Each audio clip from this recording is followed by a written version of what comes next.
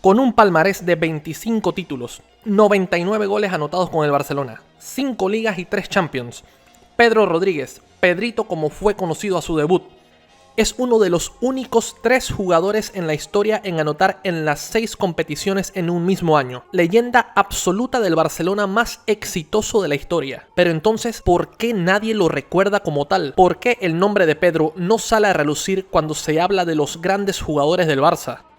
Pedrito debutó a principios del 2008 bajo las órdenes de Rijkaard, pero siendo tan joven y con tantas estrellas consagradas en ese equipo, apenas y tuvo minutos. Muchos ni siquiera recuerdan haberlo visto. Sin embargo, con la llegada de Guardiola empezó a ser más habitual, aún teniendo a todo un Thierry Henry por delante. Y es que Pedrito tenía eso que tienen los canteranos y que ninguna superestrella fichada tiene: pasión por la camiseta, ese impulso primitivo de darlo todo, absolutamente todo en la cancha de manera incansable, que es al final lo que es diferencial entre un buen jugador y un jugador que quieres en tu equipo sí o sí. Esta cualidad irremediablemente lo hizo sobrepasar a un Henry ya en el ocaso de su carrera, y en la temporada 2009-2010 se terminó consagrando en el 11 inicial del equipo, disputando 52 partidos y anotando 23 goles, completando un tridente con Ibrahimovic y Messi, e incluso terminando con mejores números que el sueco, anotando goles importantísimos y dotando al equipo de un nivel de presión tras pérdida que ahogaba a cualquier rival. Pedrito entonces ya se convertía oficialmente en Don Pedro. Sin embargo, Pedro tenía una gran desventaja, y es que no era un jugador espectacular ni vistoso. No tenía regates extraordinarios que dejaban atrás a 3 o 4 rivales, no tenía un disparo potentísimo que lo hiciera meter goles de 30 o 40 metros, no tenía un físico portentoso que lo hiciera imagen de marcas deportivas a nivel mundial,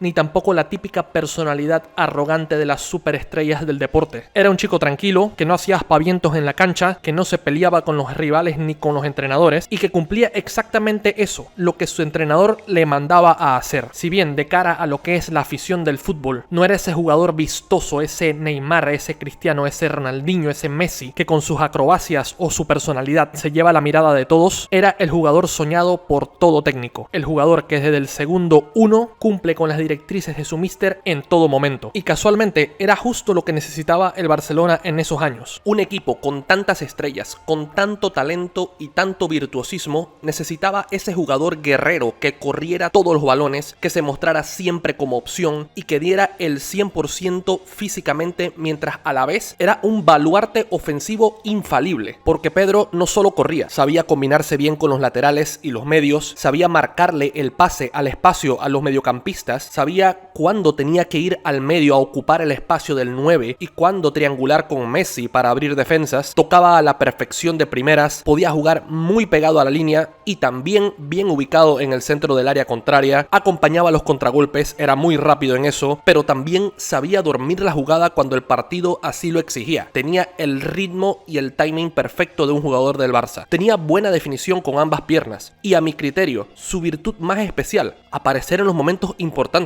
Si bien Pedro no fue un jugador que se inflaba a meter goles, porque su posición lo evitaba, sí que terminó anotando goles importantísimos. Sobre la hora en la Supercopa de Europa, el 2-0 en el Bernabéu en un clásico que definía una liga cerradísima, el gol contra el Trampas en el Camp Nou en semifinal de Champions, y en esa misma Champions el 1-0 al Manchester en Wembley. Un llamativo ratio de goles importantes para Pedro, teniendo en cuenta la cantidad de goles que metía y el tiempo que estuvo en el Barça. Pero ese perfil bajo de cara al lado mediático del fútbol le terminaría pasando factura a Pedro, especialmente durante unos años en donde el fútbol vivió una burbuja de sobreprecios en traspasos y un desbalance tremendo entre los equipos de élite y los equipos de, digamos, segunda línea. El Barça empezó a caer en esa moda de armar super equipos a base de nombres resonantes y fichó en 2014 a Neymar y a Luis Suárez, lo que relegó a Pedro a un segundo plano eventualmente, solo dilatado por la sanción con la que llegaba Suárez. Esa temporada Pedro tuvo bastante participación en cuanto a los minutos gracias a las rotaciones de Luis Enrique y también a los buenos resultados conseguidos que permitían al equipo cerrar los partidos temprano y mantener el buen ambiente entre todos. Pero una vez consagrada la MSN, era claro que Pedro quedaba sin espacio en el 11, y tanto para el jugador como para el club sería un desperdicio el devaluarlo en el banquillo, derivando finalmente en la venta de Pedro al Chelsea en agosto del 2015 tras la temporada del triplete. Pero la pregunta a este punto se mantiene: ¿por qué Pedro, siendo tan importante en los éxitos del Barcelona, no se le recuerda como una leyenda, como bien se recuerda a jugadores como Deco,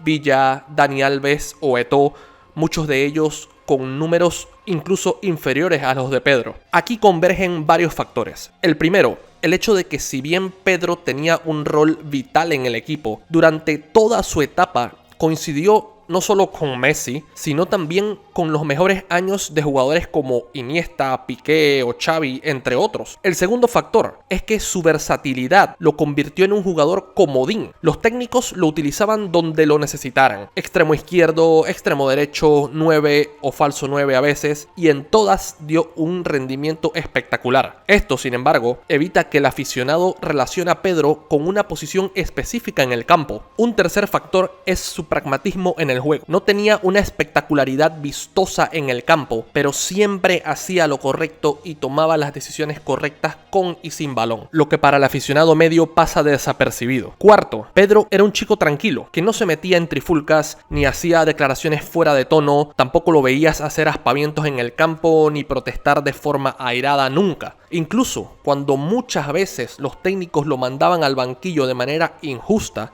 mantenía su perfil bajo ayudando al equipo cuando se le requería. Esto hace que no se le recuerde por algún episodio fuera de tono en algún momento en algún partido. Quinto, el final de su etapa en el Barça no fue repentino. Poco a poco fue teniendo el papel de jugador número 12, pero gracias a que siempre que entraba tenía un buen rendimiento, no se hizo llamativo ni para bien ni para mal su suplencia y su rol en los partidos. Y al esto coincidir con la explosión de la MSN y la consecución del triplete esa temporada, el aficionado asumió de manera natural que no había manera de que Pedro tuviera un hueco en el 11 titular. Finalmente, creo que Pedro tenía las cualidades para derivar en una posición más atrasada en el medio campo en una formación 4-2-3-1 y aportar muchísima dinámica en un juego tipo Guardiola o Flick. Sin embargo, las características de los jugadores del Barça en ese momento, específicamente Messi, Suárez y Neymar, no permitían a Luis Enrique cambiar el esquema de manera tan drástica